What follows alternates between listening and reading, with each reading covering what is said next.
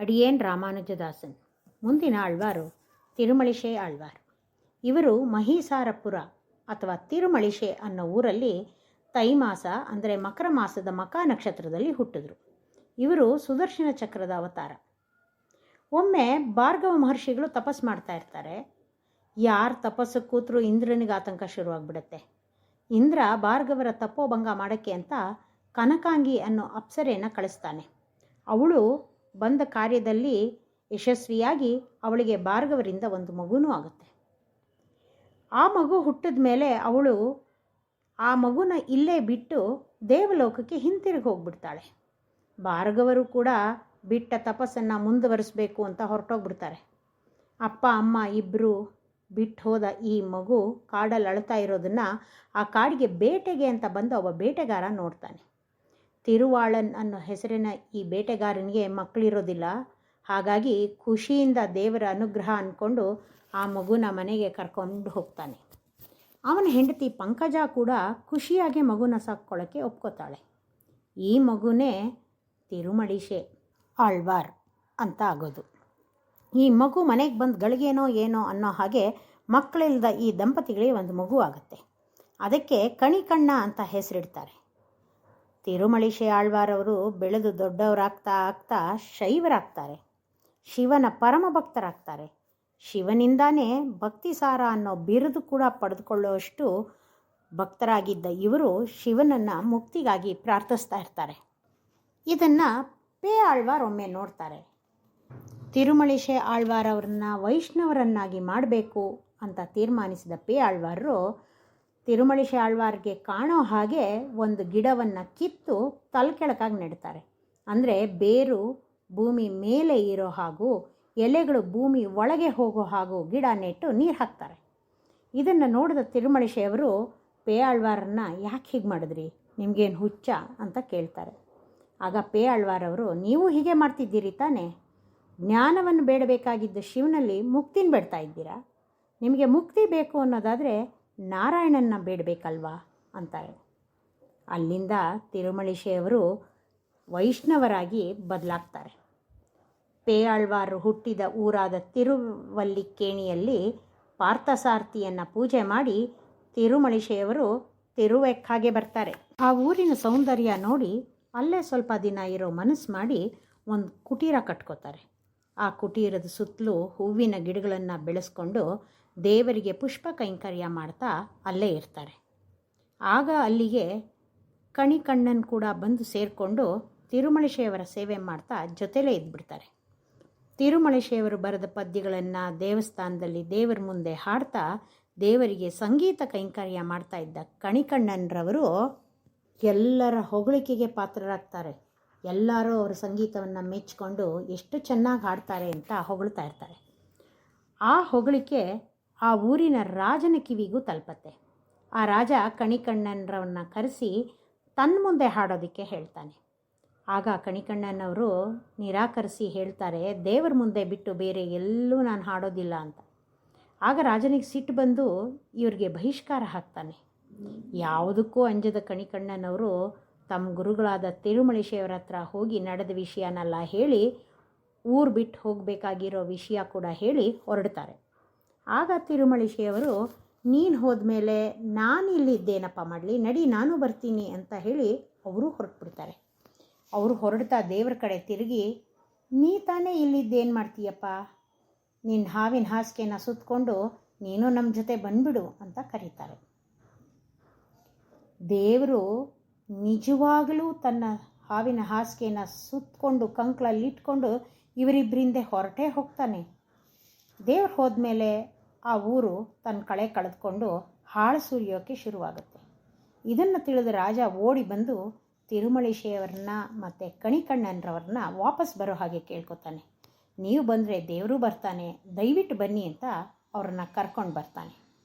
ಇವರುಗಳು ಕಂಚಿಯಿಂದ ಹೊರಗಡೆ ಸ್ವಲ್ಪ ದೂರದಲ್ಲಿ ಇದ್ದ ಒಂದು ಊರಲ್ಲಿ ಆ ರಾತ್ರಿ ಕಳೆದಿರ್ತಾರೆ. ಆ ಊರಿಗೆ ಇರುಕ್ಕೈ ಅಂತಲೇ ಹೆಸರು ಬರುತ್ತೆ. ಸರಿ, ತಿರುವೆಕ್ಕಾಗೆ ಹಿಂತಿರುಗಿ ಬಂದಮೇಲೆ ತಿರುಮಳಿಶೆಯವರು ದೇವ್ರಿಗೆ ಹೇಳ್ತಾರೆ, ಆಯ್ತಲ್ಲಪ್ಪ, ಇನ್ನು ನೀನು ನಿನ್ನ ಹಾವಿನ ಹಾಸಿಗೆಯನ್ನು ಬಿಡಿಸ್ಕೊಂಡು ಮಲಕ್ಕೋ ಅಂತಾರೆ. ದೇವರು ಮತ್ತೆ ಹಾವಿನ ಹಾಸಿಗೆ ಮೇಲೆ ಮಲಗ್ತಾನೆ. ಆಗ ಅವನು ದಿಕ್ಕು ಬದಲಾಯಿಸಿ ಮಲಗಿಬಿಡ್ತಾನೆ. ಅಂದರೆ ಇಷ್ಟು ದಿನ ತಲೆ ಇಟ್ಕೊಂಡು ಮಲಗ್ತಾ ಇದ್ದಿದ್ದ ದಿಕ್ಕಿಗೆ ಕಾಲು ಹಾಕ್ಕೊಂಡು ಕಾಲಿದ್ದ ದಿಕ್ಕಲ್ಲಿ ತಲೆ ಇಟ್ಕೊಂಡು ಮಲಗಿಬಿಡ್ತಾನೆ. ಆವತ್ತಿನಿಂದ ತಿರುಮಳಿಶೆ ಅವರು ಹೇಳಿದ್ದನ್ನು ಕೇಳಿ ಹಾಗೇ ನಡ್ಕೊಂಡ ಆ ದೇವರಿಗೆ ಯಥೋಕ್ತಕಾರಿ ಅಂತ ಹೆಸರು ಬರುತ್ತೆ. ತಮಿಳಿನಲ್ಲಿ ಶೊನ್ನವಣ್ಣಂ ಶೈದ ಪೆರುಮಾಳ್ ಅಂತಾರೆ. ಕೆಲವು ದಿನಗಳ ನಂತರ ತಿರುವೆಕ್ಕಾದಿಂದ ತಿರುಮಳಿಶೆ ಆಳ್ವಾರವರು ಪೆರುಂಪುಲಿಯೂರಿಗೆ ಬರ್ತಾರೆ. ಅಲ್ಲಿ ಊರಿನ ಹೊರಗಡೆ ಬ್ರಾಹ್ಮಣರು ಒಂದು ದೇವರ ಮೂರ್ತಿಯನ್ನು ಇಟ್ಕೊಂಡು ಯಜ್ಞ ಮಾಡ್ತಾ ಇರ್ತಾರೆ. ತಿರುಮಳಿಶೆಯವರು ಆ ಜಾಗವನ್ನು ಹಾದು ಹೋಗುವಾಗ ದೇವರ ಕಣ್ಣು ಇವರು ಹೋದ ಕಡೆನೇ ತಿರುಗ್ತಾ ತಿರುಮಳಿಶೆ ಆಳ್ವಾರ ಅವ್ರನ್ನೇ ನೋಡ್ತಾ ಇರೋದನ್ನು ಗಮನಿಸಿದ ಒಬ್ಬ ದೀಕ್ಷಿತರಿಗೆ ಇದು ವಿಶೇಷ ಅನಿಸುತ್ತೆ. ಅವರು ತಿರುಮಳಿಶೆಯವರು ತುಂಬ ಶ್ರೇಷ್ಠರಾದವರು ಇರಬೇಕು, ಅದಕ್ಕೆ ದೇವರೇ ಅವರನ್ನು ಹಾಗೆ ನೋಡ್ತಾ ಇದ್ದಾನೆ ಅಂತ ಅವರಿಗೆ ಅಗ್ರಪೂಜೆ ಮಾಡೋಣ ಅಂತ ಹೇಳ್ತಾರೆ. ಅದು ಮಿಕ್ಕವ್ರಿಗೆ ಇಷ್ಟ ಆಗಲ್ಲ. ಬ್ರಾಹ್ಮಣನಲ್ಲದವನಿಗೆ ಅಗ್ರಪೂಜೆ ಮಾಡೋಕ್ಕೆ ಅವರುಗಳು ಒಪ್ಪಲ್ಲ. ಆಗ ತಿರುಮಳಿಶೆ ಆಳ್ವಾರಿಗೆ ಬೇಜಾರಾಗಿ, ಏನಪ್ಪ ದೇವರೇ, ಯಾಕೆ ಜನ ಜಾತಿ ಅಂತ ಭೇದ ಮಾಡ್ತಾರೆ, ನನ್ನ ಹೃದಯದಲ್ಲಿರೋ ನೀನು ಅವ್ರಿಗೆ ಕಾಣಲ್ವಾ ಅಂತಾರೆ. ಆಗ ತಿರುಮಳಿಶೆ ಆಳ್ವಾರ ಹೃದಯದಲ್ಲಿ ಭಗವಂತ ಅಲ್ಲಿರೋರು ಎಲ್ಲರಿಗೂ ಕಾಣಿಸ್ಕೊತಾನೆ. ಅಲ್ಲಿದ್ದವ್ರಿಗೆಲ್ಲ ತಮ್ಮ ತಪ್ಪು ಅರ್ಥ ಆಗತ್ತೆ. ಆಗ ತಮ್ಮ ತಪ್ಪನ್ನು ಒಪ್ಕೊಂಡು ನಮಸ್ಕಾರ ಮಾಡ್ತಾರೆ. ಅಲ್ಲಿಂದ ಮುಂದೆ ಊರೊಳಗೆ ಬಂದು ಒಂದು ಮರದ ಕೆಳಗೆ ವಿಶ್ರಾಂತಿಗೆ ಅಂತ ಕೂರ್ತಾರೆ. ಆಗ ಅಲ್ಲೇ ಹತ್ತಿರದಲ್ಲಿ ಕೆಲವು ಶಿಷ್ಯರಿಗೆ ಒಬ್ಬ ಗುರು ವೇದ ಪಾಠ ಮಾಡ್ತಾ ಇರ್ತಾರೆ. ತಿರುಮಳಿಶೆ ಆಳ್ವಾರು ಮತ್ತು ಕಣಿಕಣ್ಣನ್ ಅವರುಗಳು ಅಲ್ಲಿ ಕೂತಿದ್ದನ್ನು ನೋಡಿದ ಗುರುಗಳು ಪಾಠ ನಿಲ್ಲಿಸ್ಬಿಡ್ತಾರೆ. ಬ್ರಾಹ್ಮಣರ ಅಲ್ಲದವರ ಕಿವಿಗೆ ವೇದ ಕೇಳಿಸ್ಬಾರ್ದು, ಅವರು ಕೇಳಿಸ್ಕೋಬಾರ್ದು ಅದನ್ನು ಅನ್ನೋ ಕಾರಣಕ್ಕೆ ಇವರು ಗುರುಗಳು ಪಾಠ ನಿಲ್ಲಿಸಿರ್ತಾರೆ. ಅದನ್ನು ಅರ್ಥ ಮಾಡಿಕೊಂಡ ಆಳ್ವಾರರು ತಮ್ಮಿಂದ ಪಾಠಕ್ಕೆ ತೊಂದರೆ ಆಗಬಾರ್ದು ಅಂತ ಅಲ್ಲಿಂದ ಮುಂದಕ್ಕೆ ಹೊರಟು ಬಿಡ್ತಾರೆ. ಪಾಠ ಮುಂದುವರ್ಸೋಕ್ಕೆ ಹೇಳಿಕೊಡ್ತಾ ಇದ್ದ ಗುರುಗಳಿಗಾಗಲಿ ಕೇಳ್ತಾ ಇದ್ದ ಶಿಷ್ಯರಿಗಾಗಲಿ ಎಲ್ಲಿ ನಿಲ್ಲಿಸಿದ್ದೀವಿ ಅನ್ನೋದೇ ನೆನಪಾಗಲ್ಲ. ಆಗ ತಿರುಮಳಿಶೆ ಆಳ್ವಾರರು ನೆಲದ ಮೇಲೆ ಬಿದ್ದಿದ್ದ ಒಂದು ಕರಿ ಭತ್ತದ ಕಾಳನ್ನು ತಗೊಂಡು ಉಗುರಿನಿಂದ ಸೀಳಿ ನೆಲಕ್ಕೆ ಹಾಕಿ, ಅರ್ಥ ಆಯ್ತಾ, ಮುಂದುವರಿಸಿ ಅನ್ನೋ ರೀತಿಯಲ್ಲಿ ಸನ್ನೆ ಮಾಡ್ತಾರೆ. ಗುರುಗಳು ಮುಂದೆ ಹೇಳಬೇಕಾಗಿದ್ದ ಸಾಲಿನ ಅರ್ಥ ಕಪ್ಪು ಭತ್ತವನ್ನು ಉಗುರಿನಿಂದ ಸೀಳಿ ಎಸೆದ ಹಾಗೆ ಅಂತ. ಇದರಿಂದ ಆ ಗುರುಗಳಿಗೆ ಆಳ್ವಾರರ ಹಿರಿಮೆ ಗೊತ್ತಾಗುತ್ತೆ. ವೇದವನ್ನು ಕಲಿಯದೆ ಉಚ್ಚರಿಸದೇ ಇದ್ದರೂ ಕೂಡ ಅವರಿಗೆ ವೇದ ಪೂರ್ತಿಯಾಗಿ ಮನನವಾಗಿದೆ ಅಂತ ಗೊತ್ತಾಗಿ ಓಡ್ ಹೋಗಿ ಆಳ್ವಾರಿಗೆ ನಮಸ್ಕಾರ ಮಾಡಿ ತಮ್ಮ ತಪ್ಪಿಗೆ ಕ್ಷಮೆ ಕೇಳ್ತಾರೆ. ಅಲ್ಲಿಂದ ಮುಂದೆ ಕುಂಭಕೋಣಂಗೆ ಬರ್ತಾರೆ ತಿರುಮಳಿಶೆ ಆಳ್ವಾರರು. ಅಲ್ಲಿ ತಿರುಕುಡಂದೆಯ ಆರಾವಮುದೆ ದೇವರ ದರ್ಶನ ಮಾಡೋಕ್ಕೆ ಅಂತ ಹೋಗ್ತಾರೆ. ತಿರುಮಳಿಶೆ ಆಳ್ವಾರ್ ಬಂದರು ಅಂತ ಜನ ಹೇಳೋದನ್ನು ಕೇಳಿ ಶಯನಕೋಲದಲ್ಲಿ ಇದ್ದ ಆರಾವಮುದೆ ದೇವರು ಆಳ್ವಾರನ್ನ ನೋಡೋದಕ್ಕೆ ಎದ್ದೇಳಕ್ಕೆ ಹೋಗ್ತಾನೆ. ಅದೇ ಸಮಯಕ್ಕೆ ಆಳ್ವಾರರು ಕೂಡ ಬಂದು, ಅಯ್ಯೋ, ನನ್ನಂಥ ಪಾಮರನನ್ನು ನೋಡೋದಕ್ಕೆ ಯಾಕಪ್ಪ ಹೇಳ್ತಾ ಇದ್ದೀಯಾ, ಹಾಗೇ ಇರು ಅಂತ ಹೇಳಿಬಿಡ್ತಾರೆ. ತಿರುಮಳಿಶೆ ಆಳ್ವಾರು ಹಾಗೆ ಹೇಳಿದ್ದೇ ತಡ ದೇವರು ಹಾಗೇ ಇದ್ದುಬಿಡ್ತಾನೆ. ಅಂದರೆ ಮತ್ತೆ ಅವನು ಮಲಗೋದೂ ಇಲ್ಲ ಅಥವಾ ಪೂರ್ತಿ ಎದ್ದು ಕೂರೋದೂ ಇಲ್ಲ, ಅರ್ಧ ಎದ್ದ ಸ್ಥಿತಿಯಲ್ಲೇ ಇದ್ದುಬಿಡ್ತಾನೆ.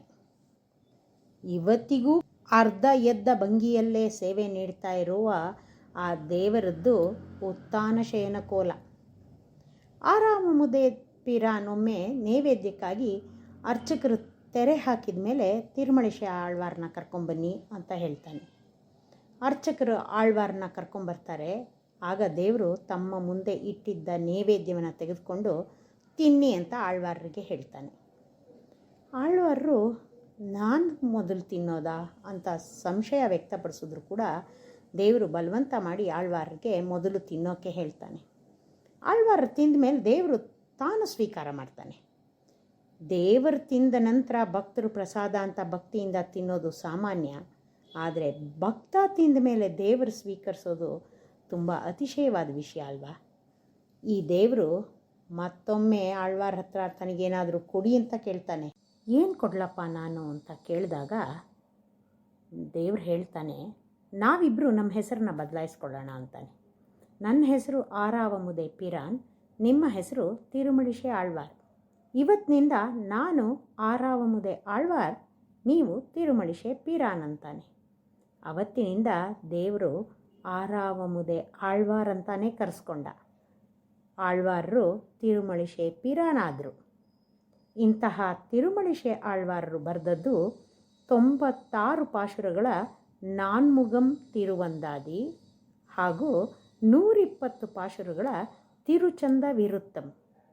ಒಟ್ಟು 216 ಪಾಶುರಗಳು ತಿರುಮಳಿಶೆ ಆಳ್ವಾರರ ಕೊಡುಗೆ. ಶ್ರೀಮತೆ ರಾಮಾನುಜಾಯ ನಮಃ.